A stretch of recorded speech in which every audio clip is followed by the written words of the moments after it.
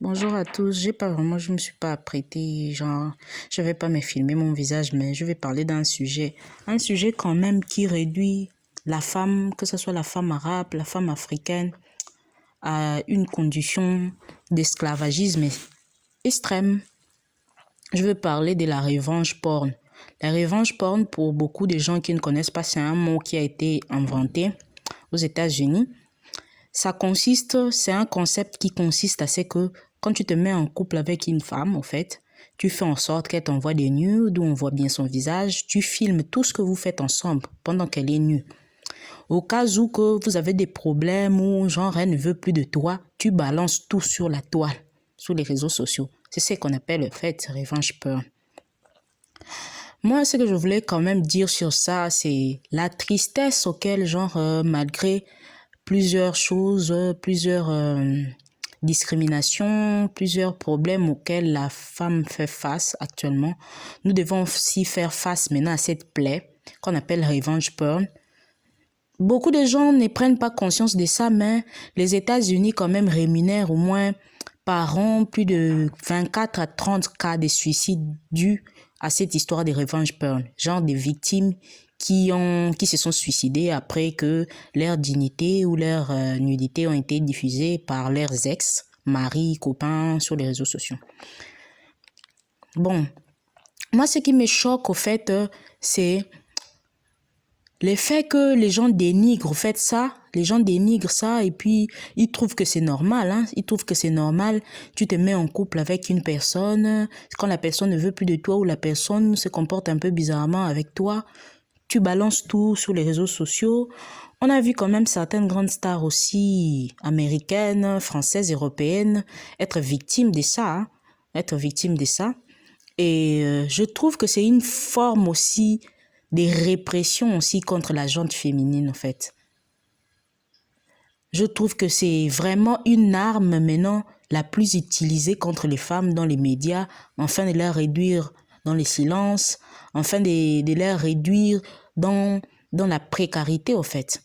Parce que certaines personnes se sont engagées dans certaines relations et ces relations ne marchent pas, elles sont malheureuses, mais elles ne peuvent pas quitter ces relations parce que elles ont peur parce que leurs conjoints détiennent des vidéos compromettantes sur eux. Et ça, c'est une situation, en fait, je trouve que l'État ou bien les organisations qui s'occupent des droits des femmes, qui s'occupent de tout ce qui concerne le droit pour les luttes, pour les droits des femmes et tout, je sais pas, toutes ces organisations de droits humains, droits de la femme, doivent un peu s'épancher aussi contre ça, parce que vraiment, c'est une arme qui blesse même plus que l'arme à feu, au fait.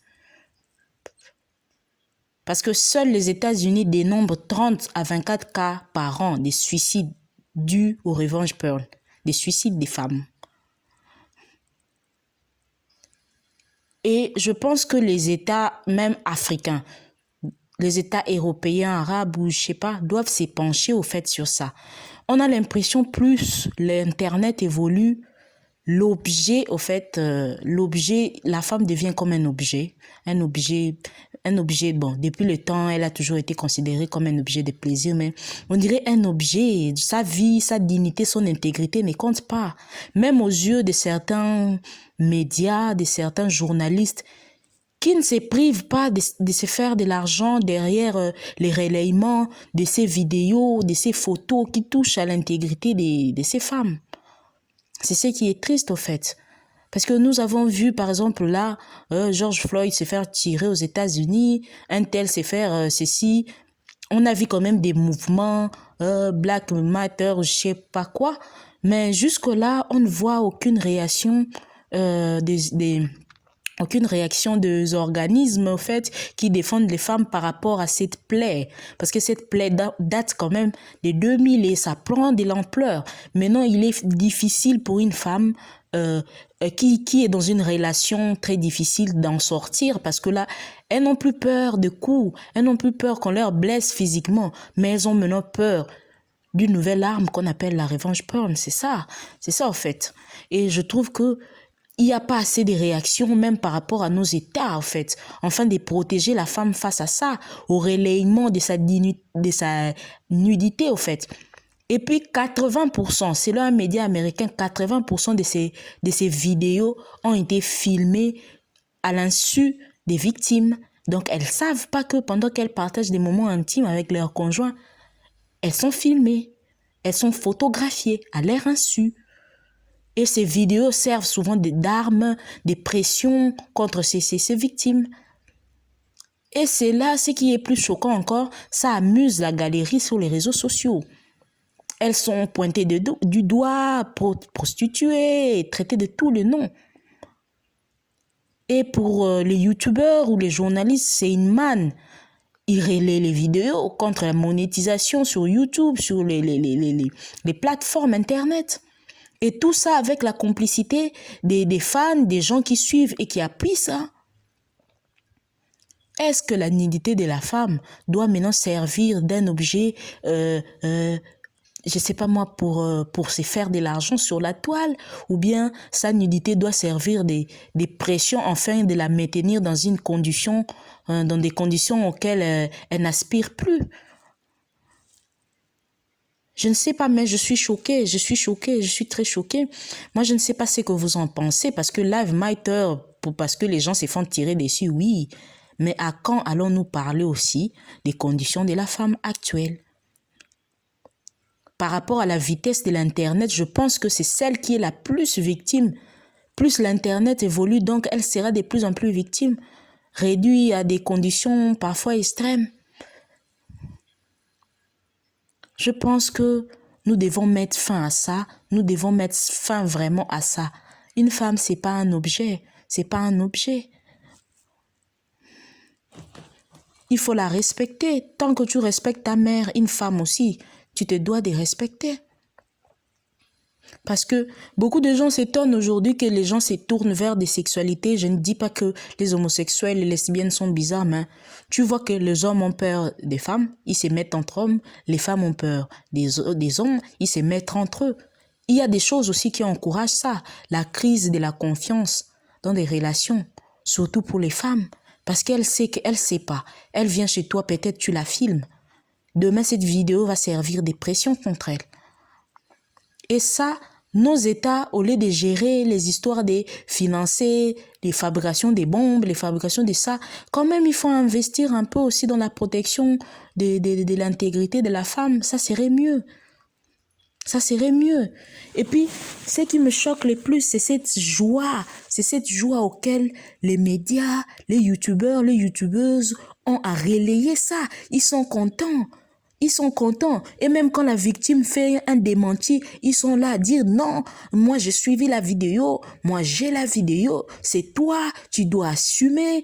Et tout ça en stimulant ses fans à s'adonner à un lynchage médiatique contre la victime. Et c'est ce qui est choquant. Et dans tout ça, que fait les organismes de protection des femmes, que fait les différents États pour protéger l'intégrité de la femme dans les réseaux, dans les médias? Moi, cette vidéo, en fait, c'est pour demander, en fait, une certaine mobilisation féminine, enfin de demander aux différents États et organismes de plaider pour que ces histoires de revanche porn soient pénalisées et sanctionnées.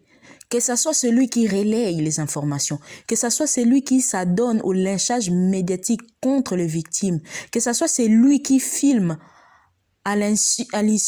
sans l'avis de la victime, qui filme la victime pendant un débat sexuel ou bien pendant qu'elle se douche ou pendant qu'il partage une intimité, que tous ces gens soient condamnés au fait pénalement afin de mettre fin à tout ça. Parce que détruire ou tuer quelqu'un, c'est pas que tu prends seulement un couteau ou une arme à feu, tu tires sur la personne. Faire ce genre de choses aussi, c'est détruire une personne. Émotionnellement, c'est détruire une personne. Et moi, les messages que je lance, au fait, mon message s'adresse plus aux premières dames, aux différentes premières dames. À la première dame de la France, Madame Brigitte Macron, aux premières dames des pays africains, je maîtrise pas trop les noms, je vais essayer. À Madame Biya, elle s'appelle Chantal Biya, à Madame Antoinette Sassou Nguesso du Congo-Brazzaville, à Madame Denise Nyakero de la RDC, à madame... je ne sais pas, je ne maîtrise pas trop le nom de ces premières dames-là africaines, que ce soit européennes ou américaines. Mais je demande à cette gente féminine qui sont mieux placées, à celle-là aussi la plus grande influenceuse des temps modernes, Madame Lady Sonia. Madame Lady Sonia, donner des conseils, c'est bien, mais si vous pouvez peser de votre personnalité, enfin d'essayer de pénaliser cette histoire de revenge porn qui expose et qui donne une mauvaise image, qui donne une image qui réduit la femme à l'état d'un objet, un objet qu'on instrumentalise, un objet qui n'a pas d'émotion, qui n'a pas de sentiments. On peut balancer sa nudité, sa personnalité sur les réseaux sociaux afin de se venger et il y a des gens qui acclament, qui applaudissent et c'est ce qui choque. Je demande aussi à toutes les femmes, que ce soit dans les réseaux sociaux, quand vous voyez ces youtubeurs et ces youtubeuses, ces médias ou ces gens qui se donnent au relayement de ce genre de choses contre des victimes qui ont été victimes de revenge porn, dénoncez ça dans les commentaires. Dénoncez ça dans les commentaires parce que les gens ne s'en rendent pas compte, mais c'est une nouvelle arme en fait. Avant, c'était les violences conjugales. Afin de maintenir la femme dans un foyer qu'elle ne veut pas, on la menaçait, on la battait. Mais maintenant, c'est les revenge porn. Publier des vidéos nues, menacer de publier des vidéos nues. Si tu me quittes, si tu fais ceci, si tu fais cela, j'ai balance sur la toile tes vidéos nues que j'ai filmées pendant que tu ne savais pas. Et ça, c'est la nouvelle arme. Et nous devons tous dénoncer cela. La femme n'est pas un objet. La femme est un être humain, elle a des sentiments. Je pense que je vais m'arrêter là pour aujourd'hui, franchement, parce que cette histoire, ça me donne un peu mal à la tête. Parce que j'ai l'impression que les gens trouvent ça normal. Qu'une femme, pour un oui, pour un non, elle n'a pas le droit de dire non. Elle n'a pas le droit de se plaindre, de quitter une relation librement. On balance sa nudité, on balance son intimité sur les réseaux sociaux afin de se venger. C'est triste, c'est vraiment triste. Je m'arrête là.